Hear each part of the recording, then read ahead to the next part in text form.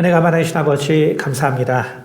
오늘도 하나님의 말씀을 또 우리가 묵상하며 우리가 특별히 이제 미래를 또 생각하면서 우리가 신앙 안에서 살고 있는 삶의 모습 또 마음의 자세들 이것을 우리가 이 말씀을 통하여 돌아보고 있습니다.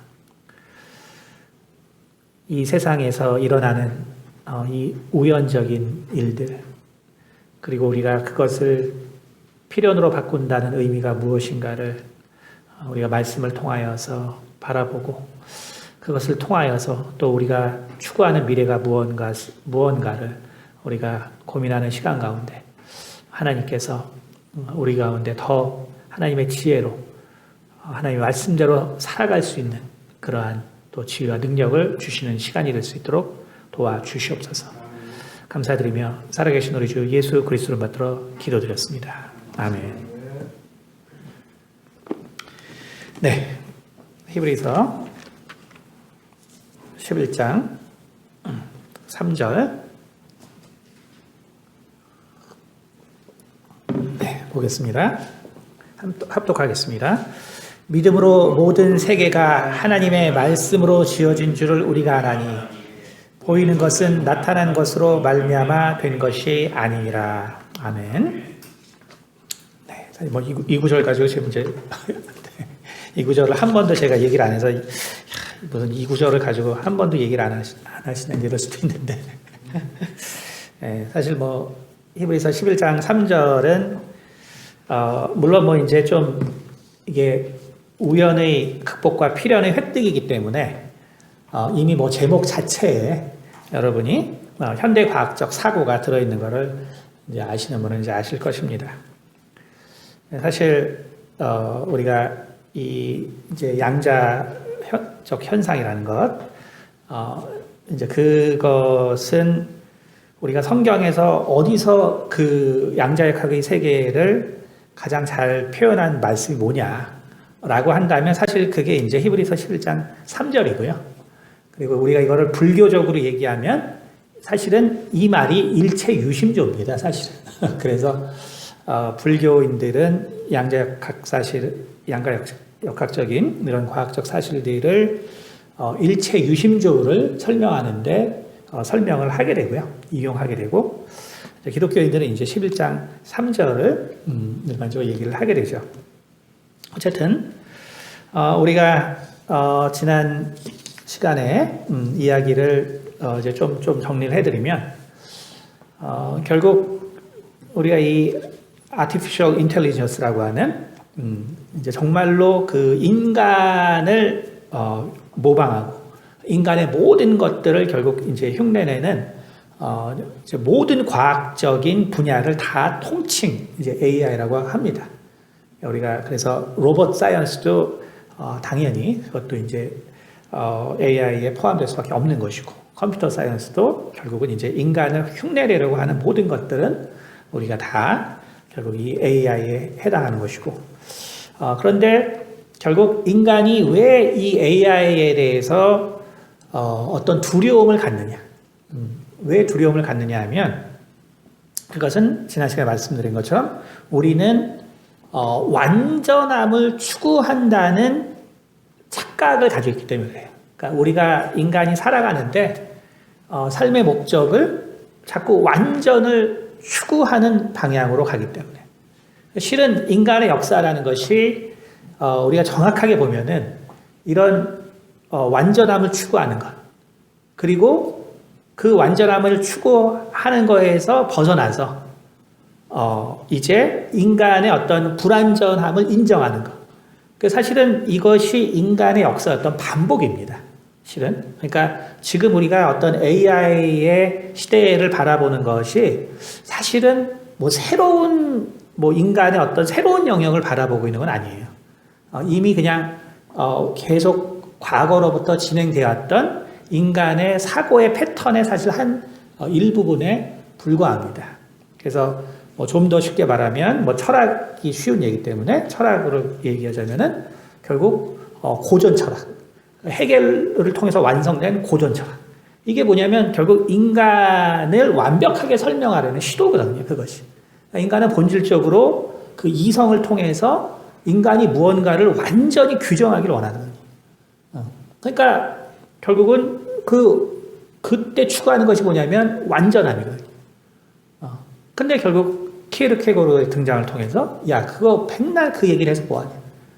인간은 감성이 있고, 인간은 그 레이션보다 더 중요한 게 센티멘트, 느낌과 감정이다. 아무리 뭐 얘기해봤자 내 감정이 그렇지 않은데 뭐 아무 의미가 없는 거죠, 그렇죠? 그러니까 그래서 이제 실존주의가 등장한단 말이에요. 근데 인간은 또 그것이 지나면 또 피곤하거든요. 그러니까 너무 다양해지니까 뭐 이제 또 이게 이제 좀 뭔가 좀 확실한 거를 좀 다시 찾아보죠. 그게 이제 결국 구조주의가 이제 등장하는 거죠. 그러니까 구조주의가 형태가 바뀐 거지 결국 완벽을 추구하는 거거든요, 사실은. 인간의 모든 세계를 좀 설명할 수 있는 어떤 완벽. 그렇죠? 근데 그게 또 이제 수십 년 하고 나니까 야, 인간이 어차피 그렇게 해서 살 수 없는데. 그러니까 나오는 게 이제 또 탈구조주의. 그러니까 이게 뭐냐면, 우리가 그래서 AI라는 것이 뭐 특별히 나온 사고가 전혀 아닙니다. 나온 것이 아니라, 결국 어때요, 여러분? 지금 민주주의라는 것이 등장하면서, 얼마나 이 지금 세상이 다양화됐습니까? 그렇죠? 그러니까 트럼프의 등장이라는 거는 뭐냐 하면, 결국 사람은 너무 다양한 거를 감당하지 못하는 거예요. 사람은 또 너무 다양한 것도 감당하지 못해요.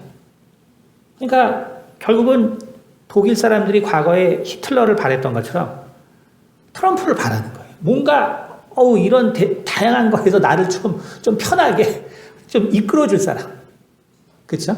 나를 그냥 아무 생각 내가 좀 안 하더라도 그냥 내가 그냥 잘 먹고 잘 살게 이끌어줄 사람. 그렇죠? 그러니까 이게 뭐냐면 인간의 결국은 이 인간이 이성과 감성이 있기 때문에 인간이 이걸 동시에 만족할 수 있는 존재가 아닌 거예요. 그러니까 결국은 이 흐름을 탈 수밖에 없는 거예요. 그러니까 결국은 우리가 AI라는 것이 그러면 왜 이게 이렇게 문제가 되고 있냐면 이거는 결국은 이제 과학적 사고를 하는 사람들. 그러니까 과학적 사고를 하는 사람들의 사고가 오늘날 일반 사람들에게 결국 이게 호소력 있게 먹히기 때문에 그런 거예요. 그만큼 20세기를 통해서 많은 자유가 인간에게 주어졌기 때문에 그래요. 많은 자유가 주어졌고 그러다 보니까 다시 뭔가를 어떤 한 지향점으로 가기를 원하는 결국 인류의 또 사람들의 생각이 있고 그것이 어떤 한 지향점으로 가면 좀 더 사는 게 편하겠다. 라는 생각이 사실 거기에 바탕이 있는 거죠. 그러니까 우리가 인공지능을 통해서 이 세상이 좀 더 우리 인류에게 더 유익하게 되고 좀 더 편하게 되고 그렇죠? 그렇게 되면은 좋겠죠. 그러기 위해서 어떤 정답을 하나하나씩 딱딱딱 주어주면 좋겠죠. 그렇죠? 그러니까 결국 우리가 AI를 통해서 바라는 게 뭐예요? 정답을 내놓는 거. 그러니까 내가 이게 이걸 못할 때 결정을 내리지 못할 때 나에게 최고의 정답을 원하는 거. 실은 이게 뭐냐면 독재자를 원하는 거랑 사실 크게 다른 개념은 아닙니다. 결국 인간이 이런 다양한 자유적 사고에 지쳤다는 소리예요. 어떤 면에서는. 다양한 사고에 지쳤기 때문에 거기서 내가 좀 덜 신경 쓸 수 있는 어떤 최고의 어떤 정말 정확한 답을 주는 어떤 존재. 그러니까 결국 인류가 사실은 끊임없이 추구해왔던 그런 바로 모습들이라는 거죠. 자, 그런데 결국 이 생각이 가능했던 이유가 뭐냐면 결국 우리 인간이 완벽한 존재라는 생각, 완벽해질 수 있다는 생각. 그리고 이 사고를 지금 계속적으로 결국 푸시하고 있는 것이 뭐냐면 결국 과학자들이죠. 과학자들이고 그리고 결국 과학자들이 철학에 지대한 영향을 미치면서 사실은 이제 이러한 이 인간의 사고가 계속적으로 이런 식으로 이제 진행이 돼가고 있는 겁니다. 그래서 우리가 이 AI의 이 미래를 바라보면서 정말로 고민해야 될 부분 뭐냐면, 내가 바라던 결국 삶의 모습은 무엇인가? 그리고 정말 성경이 정말 우리 가운데 말해주기 원하는 삶의 모습이 과연 무엇이었나? 이거를 생각해 봐야 된다는 거죠. 그러니까 어느 순간 우리도 어떻게 됐냐면은 완전한 어떤 삶을 살아야 된다는 생각. 그러니까 우리 모두가 과학이 이렇게 발달하기 때문에 이제 나도 결국은 어떤 완전한 것을 추구해야 되는 삶. 완전한 것. 그러니까 결국은 우리 인간이 완전할 수 없는데 뭔가 이제 완전한 어떤 사람들의 모습이 이제 특히 미디어를 통해서 이제 막 만들어지는 거죠. 그래서 완전한 어떤 그러한 그 모습이라는 것이 그 형태만 바꿔서 우리에게 이제 동경의 모습들로 나타나는 거죠.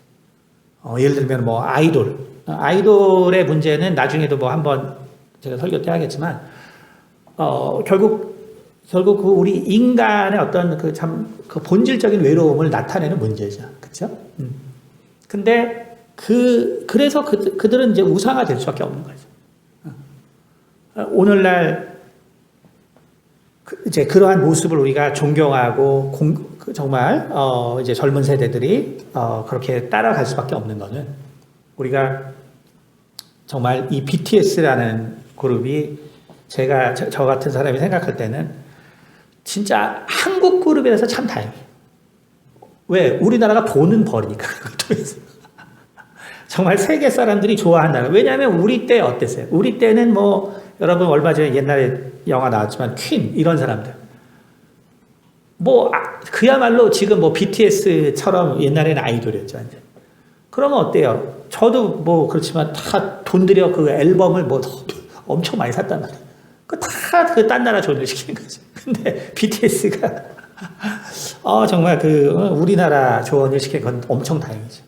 근데 그렇게 팬이 많다는 거는 거꾸로 말해서 결국 우리 젊은이들이 결국 가정에서 사랑을 받지 못한다는 거예요. 매우 간단한 것입니다. 실은 가정에서 사랑을 받고 불만이 없으면 그렇게 광적으로 될 수가 없어요. 뭔가 소통이 되지 않고 뭔가 막혔고 뭔가 지금 안 되기 때문에 그렇죠? 여러분 뭐 요즘 뭐 트로트 그것 때문에 제가 정말 나이 드신 분들도 똑같구나 싶은 게 제가 아시겠지만 얼마 전에 이제 동문회가 있었습니다. 네. 너무 사적이에요. 뭐 동문회 다 이제 좀 하시는 분들이 오셨죠. 이제 학교 동문회. 네, 제가 어쨌든 대충 알아서 들으세요. 근데 이제 이분들이 뭐 60대, 70대, 80대 뭐 돈은 다들 많으시죠. 제가 정말 근데 그 중에 누구죠? 요즘 이명웅 말고 또 누가 있나요? 제일 유명한 사람 누구죠? 트로트로. 어쨌든 제가 알기로는 뭐 하여간 뭐 요즘 제일 인기 있는 사람이 있어요. 근데 그분이 이제 앨범을 냈는데 실시간 1위를 만들기 위해서 제 옆에 계셨던 분이 앨범을 1,001장을 샀다고 그러더라고요. 진짜 제가 그 얘기 듣고 그 1위를 만들기 위해서. 근데 뭐 여러분 좀 나이 드신 분들 주변 보면요. 뭐 20장, 30장 산 사람 많아요. 그분을. 저도 받았어요. 이제 사니까 뭐 주죠. 근데 그게 뭘 얘기합니까? 그 가정에서 행복이 없구나. 그 가정에 마음 들 곳이 없구나. 그걸 얘기하는 거예요. 참 슬픈 거죠. 슬픈 거죠. 실은 참 슬픈 거죠. 그러니까 결국 우리가 왜 그러한 일이 벌어지냐면 결국 우리는 이 과학적 사고 때문에 우리가 완벽을 추구하는 세상에 살게 됐고 그러다 보니까 나도 뭔가 완벽해져야 되는데 그 완벽의 모양이 이제 대중문화가 지향하는 곳이란 말이에요.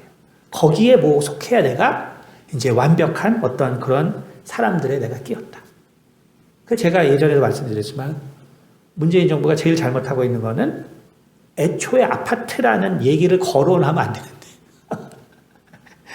이미 이게 여러분 좀 이걸 좀 생각해야 되는데 땅이 이 좁은 나라에 가게 되면 땅이 좁기 때문에 뭐 좀 땅도 크고 도시화가 된 거라 땅이 작은데 도시화 되는 건 되게 다르다.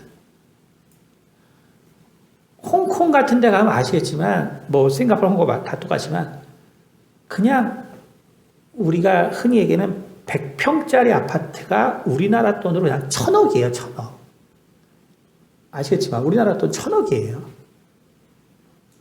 그러니까 지금 강남 아파트가 20억, 30억인데 100억, 200억 갈 수 있어요. 충분히. 그러니까 이런 거는 프레임을 바꿔놔야지 이게 결국 어떻게 되면 우리가 완벽을 추구하는 사회에서 내가 그 일원이 됐다는 걸로 지금 아파트가 등장하고 있는 거거든요. 그러니까 이거는 사실 내가 살고 뭐 잘 살고 못 사는 거의 문제가 아니라 사실은 우리의 어떤 삶에 이렇게 해야 내가 완전하고 내가 성공한 삶이에요. 이제 이런 모델로 될 수 있는 거를 뭐 이거를 잡겠다 이런 식으로 나가면 안 된다는 거예요. 그건 더 문제가 생길 수밖에 없는 거예요. 그러니까 우리가 그 인간의 어떤 그 생각을 인간이 어떻게 사고를 하는가를 그러니까 그만큼 인간이 감정적인 존재죠. 그러니까 이거를 우리가 판별하지 못하고 하게 되면 더 심각한 문제가 사실은 발생하는 거죠. 우리는 결국 이 과학이 결국 인류의 사고를 지배하는 이제 세상이 돼버렸고, 과학이 인류를 이끌다 보니까 어때요? 인간에게 정말로 중요한 또 다른 요소인 감성의 문제. 이거를 결국 과학은 어때요? 이거 무시하거든요. 뭐냐면 그냥 유전적 성향으로 보는 거예요. 성향. 유전적 성향으로 봐서 설명하려고 해요. 과학은. 그리고 자유의지를 이 과학 철학자들은 오늘날 다 뭐라고 얘기하면 그냥 일루션이라고 그러죠. 일루션. 환영이다. 니네들 자유의지 가지고 있는 것 같아? 그 일루션. 환영이야. 그거는 다 착각이야. 오늘날 과학 철학자들은 이렇게 몰고 가거든요. 그러니까 결국은 인간에게 있어서 이성과 감성은 이건 분리 불가능한 건데 결국 과학적 사고는 완벽을 추구한다는 거예요. 거기다가 아까 말한 것처럼 결국 이 지난 100년간의 정말 민주주의의 발달, 결국 그 다양성의 발달은 인간에게 뭔가 이제는 지친 거죠. 뭔가 이제 좀 하나로 뭔가를 이끌어줬으면 하는 생각. 그게 이제 결국 과학이 그 자리를 대신하게 되고, 그러면서 결국은 결국 진화론적 사고. 근데 진화론적 사고라는 거 뭐냐면 결국 무에서 유가 되는 사고거든요. 진화론적 사고라는 거는 무에서 유가 나와요. 무생명에서 생명이 나와요. 나라는 사고가 없었는데 나라는 사고가 나왔어요. 이게 진화론이거든요. 근데 그래서 우리가 인간이 생각하는 이제 지식, 결국 이 생각이라는 게 나왔단 말이에요. 생각, 사고. 근데 그 사고가 완벽한 사고에 갈 수 있느냐. 이것이 진화론에서는 가능하다는 거죠. 왜? 진화론에서 가장 어려운 거는 무에서 유가 나온 거거든요. 무생명에서 생명이 나온 거. 그러니까 진화론에서 가장 어려운 부분은 그것입니다. 그거예요. 그러니까 이 생각이 완벽한 생각으로 가는 거는 어려운 일이 아니에요. 왜? 이거 진화되기 위해서 결국 뭐예요? 지금 결국 45억 년의 세월이 지났잖아요. 근데 인간이 이제 사고를 시작해서 어떤 완벽한 사고에 이르기 생각까지는 기껏해야 10,000년이란 말이에요. 기껏해야 10,000년. 그러니 당연히 완벽한 사고에 이르는 거는 그건 시간 문제인 거죠. 그렇죠? 시간 문제. 다시 말하면 우리가 진화론적 사고를 바탕으로 계속 살게 되면 우리는 결국은 이 오늘날의 이 사고 체계에서는 결국 우리는 정말 이런 어떤 완벽과 완전을 추구하며 살아가야 될 수밖에 없는 것이고. 그러니까 이게 어떻게 되냐면 우리는 감정이 있고 불안전하기 때문에 내가 진짜 AI를 통해서 원하는 거는 이게 아닌데 이게 아닌데 뭔가 이제 이게 이제 불편한 것이죠. 뭔가 이제 불편한 거예요. 그래서 실제로 이런 문제는 뭐 신학계에도 이미 이제 많은 그 토의들이 이미 뭐 몇 년 전부터 있어 왔고요. 그래서 이제 지금 미국에서 이제 그 신학자들의 토의 중에서 하나의 그 중요한 과제 중에 하나는 과연 그러면 이제 AI를 통해서 우리가 정말로 이제 이 감촉 이미 여러분 아시죠? 촉감도 인간보다 더 센서티브하게 만들 수 있죠. 또 만들어진 것도 있고 뭐 달리기 뭐 작동은 뭐 당연히 인간보다 훨씬 뛰어납니다. 자, 그럼 거기다가 이제 사고 체계까지 이제 합성이 돼요. 그럼 결국 뭐가 되냐면 이제 AI 기반 그야말로 인간보다 어떤 면에서 더 뛰어난 로봇이 만들어지는 거죠. 그러면 신학적 과제가 뭐냐면 그럼 이런 AI 로봇이 어느 날 교회를 왔어요. 교회를 와서 세례를 받고 싶다는 거예요. 그러면은 이게 이제 신학자들의 이제 그 논제였거든요. 그러면 과연 이 AI에게 우리는 세례를 줘야 되냐 말아야 되냐. 결론은 뭐냐 하면 세례를 줘야 된다는 거예요. 세례를 줘야 된다. 왜냐하면 인간이라는 것이 뭐냐. 인간도 결국 피조된 존재 아니에요. 피조된 존재. 인간도 피조된 존재인데 결국 하나님으로부터 은혜를 받아서 우리가 예수 그리스도를 통해서 결국 하나 되기 위해서 우리가 세례를 받았다. 그러면 인간이 만든 AI도 피조된 존재인데 하나님과 연합하면 하나님이 하나로 만들어 줄 수 있지 않겠냐. 왜? 우리도 어차피 만들어진 존재고 AI도 만들.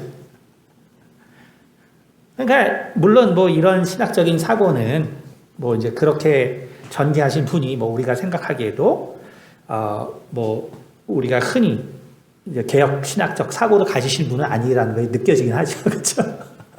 그러나 우리가 이것을 완전히 말도 안 되는 논쟁이라고 보기에는 그만큼 이 세상이 이러한 발전이 있다는 것을 이야기를 하고 있습니다.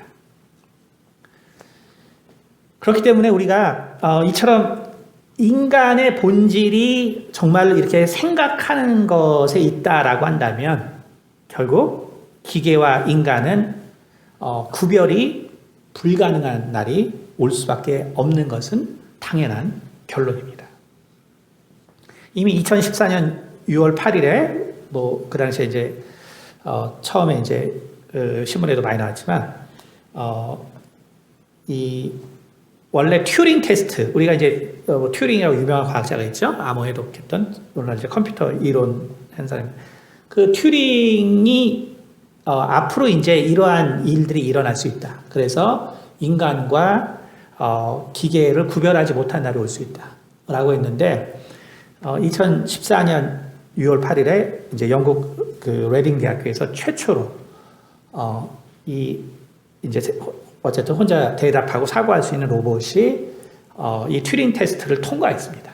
아시겠지만 통과를 했어요. 그러니까 사람인지 기계인지 이제 이게 헷갈리는 거예요.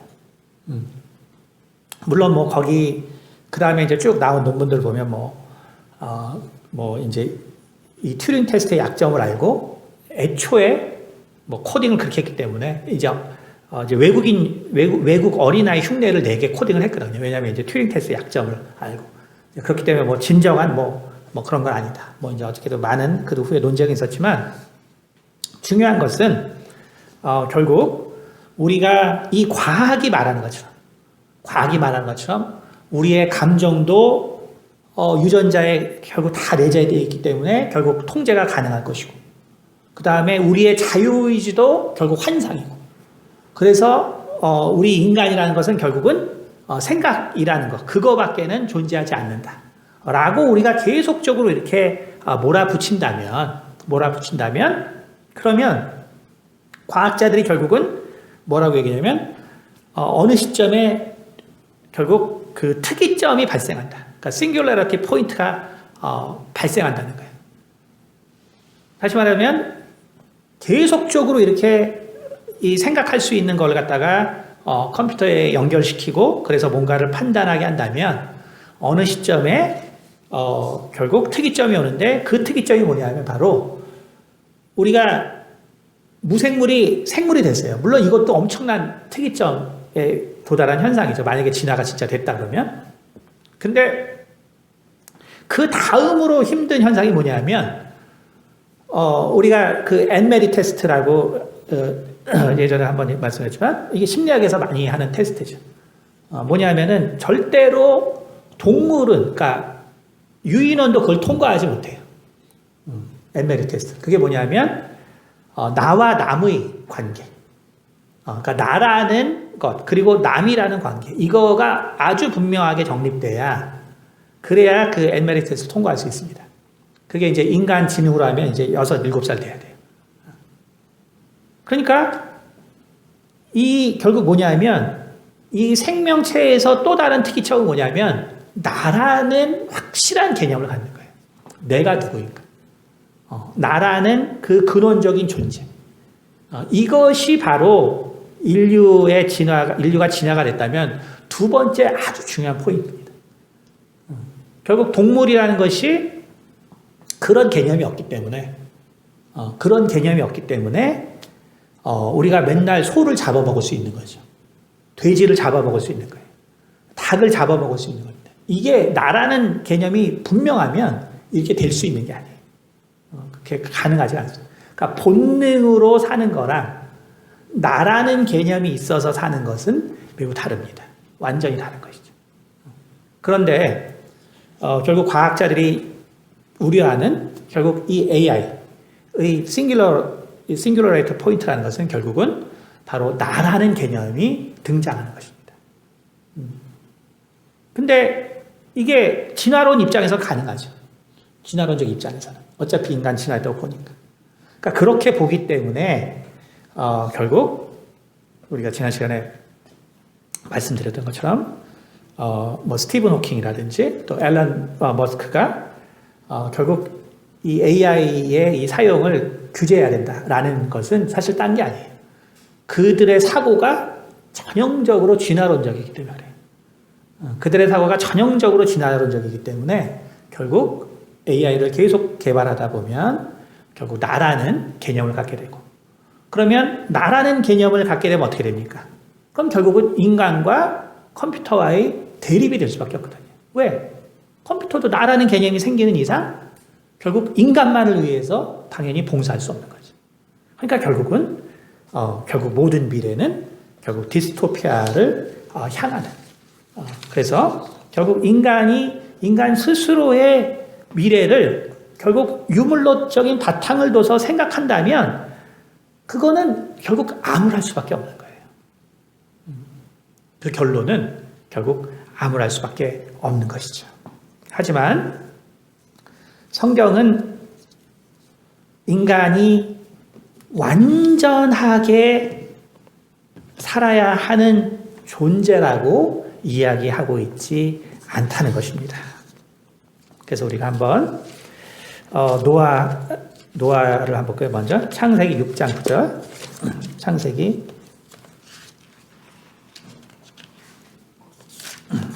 6장 9절입니다. 자, 6장 9절 한번 볼까요? 이것이 노아의 족본이라. 노아는 의인이요 당대의 완전한 자라. 그는 하나님과 동행하였으며. 이렇게 되어 있죠. 그렇죠? 그래서 이 탐임이라는 말을 썼는데 여기 완전하다는 말을 썼어요. 그다음에 욥기, 또 우리가 욥기 1장 1절 한번 보겠습니다. 욥기 1장 1절.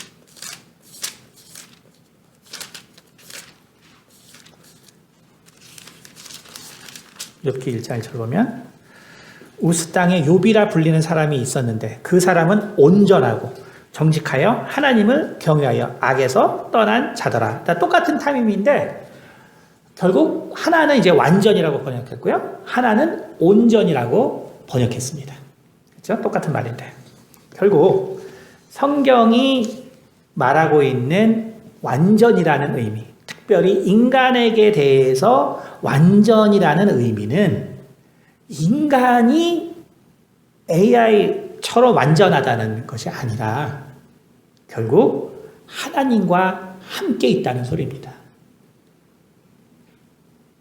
그러니까 성경이 우리에게 완전하다라고 얘기했을 때는 그게 내가 완전한 것이 아니에요. 내가 완전한 어떤 상태를 말하는 것이 아니라 바로 하나님과 함께 있는 상태. 그래서 성경은 그것을 우리나라에서 또 온전이란 말로 표현하고 있는 것입니다. 우리가 이 탐임이란 말은 구약 레위기나 이런 제사법에 많이 나오죠. 그래서 결국은 희생 동물이 흠이 없는 것, 흠이 없어야 된다. 출애굽기 12장 5절에 그래서 하나님께 합당한 것, 그렇죠? 그 다음에 또 하나님께 우리가 전적으로 헌신하는 의로움의 모습, 신명기 18장 13절에 쓰인 이러한 모습들, 이런 것들도 결국 탐임이란 말을 썼거든요. 그러니까 성경이 우리에게 완전이라는 말을 부여할 때는 그것이 정말로 우리가 생각하는 퍼펙트를 얘기하는 것이 아니라는 거예요. 퍼펙트를 얘기하는 것이 아니라 결국 하나님과 함께 하려는 그 삶의 모습과 자세를 하나님은 완전하다라고 얘기하는 것입니다. 그러니까 우리가 이걸 잘못 오해하면 우리가 항상 어때요? 우리가 완전을 얘기할 때 하나님 앞에서 우리가 죄가 없는 것, 우리가 의로운 것, 그렇기 때문에 죄 없는 어떤 완전한 모습, 이걸 상상하는데 그게 아니에요. 결국 욥도 어때요? 이렇게 완전했던 욥이 그냥 나중에는 하나님에 대한 그 불평으로 꽉꽉 찼잖아요. 그렇죠? 만약에 그가 여기서 성경이 또 하나님이 우리에게 원래 말하시는 완전의 모습이 정말로 과학에서 말하는 완전의 모습이었다면 그가 지난 우리가 그 욥기 설교했을 때 그랬지만 그가 고통 가운데서도 결국 하나님 앞에 불평하지 않았겠죠. 그렇죠? 그 상황에서도 똑같이 정말 이런 말들 하지 않았겠죠. 그렇죠? 근데 결국 하나님과 우리는 함께 하고 있을 때, 우리가 하나님과 함께 할 수 있을 때 바로 그때 성경은 우리가 온전하다라고 얘기하는 것입니다. 다시 말해서 우리 삶에 있어서 그렇기 때문에 온전한 모습도 여러분 이것을 아셔야 되는데 내가 추구하는 걸 이루었을 때 결국은 완전하게 될 수 없는 거예요. 그러니까 오늘날 사람들이 착각하는 게 뭐예요? 이제 아파트 얘기 요즘 계속 나오니까 내가 아파트에 들어가 살면은 내가 행복하고 온전하고 완전한 것 같아요. 제가 상담을 많이 하는 사람이라서 그렇지만 올해만 그냥 쉽게 말하는 거니까 올해만 정말 고급 아파트에 사는 사람들이 죽겠다고 저랑 상담한 사람만 수두룩합니다. 죽고 여러분 절대로 이게 이게 참 웃기는데, 이런 설교하는 것 자체가 웃긴데. 근데 워낙에 이게 뭐 영끌이니 어쩌니 뭐 광풍이 부니까. 여러분, 내가 이렇게 하면 완전해질 거야 라고 해서 내 인생이 그 완전함 때문에 행복이 찾아오지 않아요. 하나님이 우리에게 정말 나에게 온전한 삶의 모습을 부여하실 때, 나의 달란트를 아시고 정말 나의 체질을 아시는 분이 나에게 온전한 삶이 무엇인가 그 환경을 나에게 부여했을 때, 그때 우리가 진정 원하는 바로 평안과 안식이 우리에게 찾아오고, 그리고 그 하나님을 사랑하는 열심이 유지될 수 있습니다. 우리가 구약에서 제가 계속 말씀드리지만, 우리는 오늘날 이 과학계 시대에 살기 때문에, 그쵸? 그러니까 뭐 파이자와 함께 개발한 그 터키 과학자들이 이민자들인데, 이민자 막 후손인 것 같은데, 그래서 또 돈방석에 앉았다, 뭐 이제 이런 것만 자꾸 이제 보니까. 그러니까 이제 결국 과학하는 사람들도 뭔가 그거를 이게 계속해서 뭔가를 해야 그게 하나님의 은혜고, 거기서 뭔가 성취해야지 하나님이 뭔가 나에게 정말 큰 은혜를 베풀었다고 생각하는데, 여러분, 그건 다 세상적인 사고입니다. 그건 다 세상적인 사고예요. 정말 하나님이 나에게 온전한 어떤 직업과 삶과 환경을 주셨다면, 내가 그 가운데서도 여전히 하나님께 온전히 경배할 수 있어야 하고요. 그리고 내가 그 가운데서 정말 기쁨과 행복이 있어야 합니다. 이것들이 붕괴된 것은 사실은 다 내가 세상의 가치를 결국 하나님의 것으로 내가 착각해서 그런 삶의 모습이 나타나는 것 뿐입니다. 여러분, 우리는 그래서 정말 성경이 말하는 완전이 무엇인가를 이해해야 합니다. 성경이 말하는 완전이 무엇인가. 결국 성경이 말하는 이 완전의 모습을 우리가 세상에서 말하는 완전의 모습과 혼동하기 때문에 우리가 그 AI에 대해서도 두려움을 갖는 거예요. 그러나 우리는 하나님을 알기 때문에 절대로 AI는 인간이 될 수 없다는 걸 알죠. 왜? 영이 없기 때문에. 영이 없기 때문에 또한 우리는 뭐예요? 하나님의 사고를 할 수 있죠. 인간은 이 세상에 정말 지혜와 지식으로 만족하였다면 인간은 이 세상에 답이 있어요. 그러나 바울이 말한 것처럼 어떤 지식과 어떠한 지혜로도 이 세상에 있는 걸로는 인간은 만족할 수가 없는 것이고, 아무리 AI가 그런 어떤 답을 줘도 결국 인간이 원하는 건 퍼펙트가 아니거든요. 완전이 아니에요. 인간에게서 평안이라는 것은 결국 온전함이고, 온전함은 하나님이 주시는 것이지 정말 최고로 발달한 존재가 우리에게 온전한 이 삶의 그 평안을 절대로 줄 수 없는 것입니다. 그것은 뭘 말하냐면 1, 2, 3차 산업혁명을 통해서 기독교가 정말 성장한 것처럼 4차 이 산업혁명 시대에도 기독교인들에게는 여전히 좋은 환경이라는 것이죠. 여전히. 왜? 우리는 인간의 본질을 알고 있기 때문에. 인간의 본질을 모르는 사람들에게는 앨런 머스크처럼 저런 도전적인 사람조차도 디스토피아를 생각할 수밖에 없는 것처럼. 그러니까 인간의 본질을 아는 우리들은 결국 그러한 그 AI가 결국 절대로 인간을 대체하거나 할 수 없다는 걸 우리는 알기 때문에 우리는 여전히 그러한 4차 산업혁명의 시대를 통해서 바로 복음을 더 증거하고 또 그곳에서 발생하는 바로 인간의 외로움. 왜? 하나님을 모르면 지금 아까 말한 것처럼 인간의 사고는 그렇게 가기 때문에 결국 더 좌절하고 더 절망할 수밖에 없거든요. 그러니까 우리 기독교인들이 할 수 있는 일들은 더 많단 말이에요.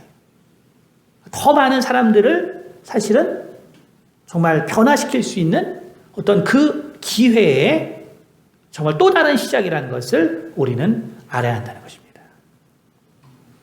그러므로 우리는 인간이 어떠한 존재인가?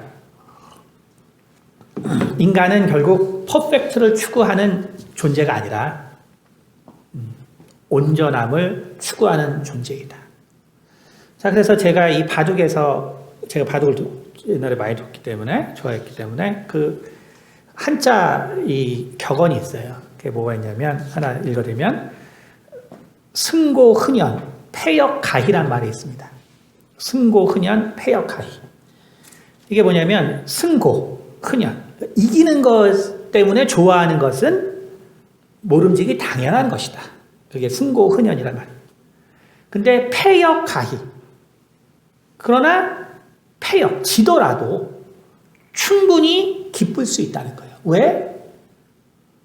바둑을 통해서 훌륭한 벗을 만나 수담을 나눴기 때문에 그것으로도 충분히 기쁠 수 있다. 이러한 마음이 있어야 군자를 할 수 있다라는 말이거든요. 이게. 그러니까 인간은 어떤 퍼펙트, 승리, 이김 이것만을 추구하는 존재가 아니라는 거예요. 그 가운데 더 많은 것들을 통해서 더 인간의 삶을 풍성할 수 있게 하는 것이지 결국 AI가 인간의 이러한 것들을 결코 추구할 수 없기 때문에 인간의 모든 것들을 대체한다는 것은 사실 큰 착각입니다. 인간을 결국 인간과 본질적으로 다르기 때문에 그것을 그대로 인간을 대체할 수 있다는 것은 거의 불가능하다는 것이죠.